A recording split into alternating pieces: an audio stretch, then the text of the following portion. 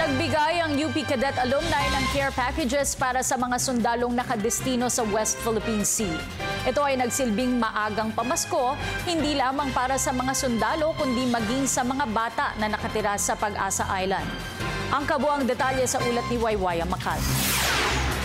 Bilang pagbibigay pugay sa mga sundalong nakadestino sa West Philippine Sea na nagbabantay sa mga pinag-aagawang isla, ang mga estudyante mula sa Universidad ng Pilipinas ay nagbigay ng mga pagkain at iba pang gamit bilang isang pagkilala at pasasalamat sa bawat sundalong ginagampanan ang kanilang tungkulin.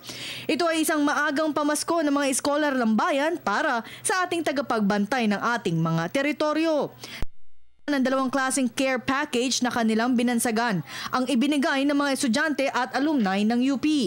Unang care package ay para sa mga sundalo na naglalaman ng mga delata, biskwit, candy, dried fruits, mani at energy drink.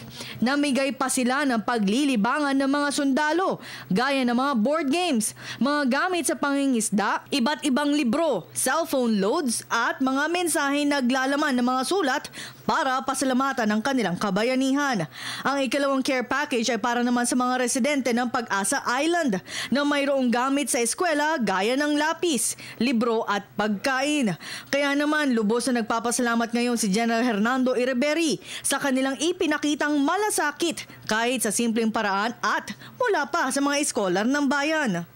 Scholar ng bayan na nag-donate. Does this mean, sir, kahit sino pwede mag-donate regardless? Of course, kaya sabi ko nga, sana ito ay maging, sabi ko sa speech ko, sana ito ay inspirasyon sa ating mga kababayan na tularan yung ginawa ng mga estudyante ng UP Diliman. Alam nyo, napakababaw lang ang kaligayahan ng ating mga sundalo. Tap on their shoulder is already ay napalaking bagay na sa kanila. Lalo na pagka ito ay nanggaling sa ating mga kababayan. Para naman kay Tina Hernandez, ginawa nila ito matapos makita ang kalagayan ng mga sundalo sa Ayungin Shoal. Ito ay ang BRP Sierra Madre, kaya naman imbes na idaan lamang nila sa social media ang suporta para sa militar, ay ito na ang kanilang ginawa. To show our appreciation and support.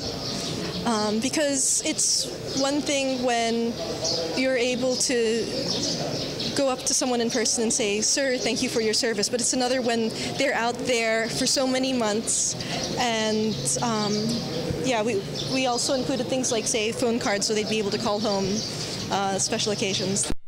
Philippine Sea is one area where all Filipinos can be united in supporting our troops. Taong 2013 ang huling beses nilang nakapagbigay ng care package sa militar at ngayon naman ay umabot na sa 20,000 piso ang halaga ng kanilang donasyon para sa mga sundalong nakadestino sa West Philippine Sea. Para sa Telebisyon ng Bayan, ako si Waywaya Macal.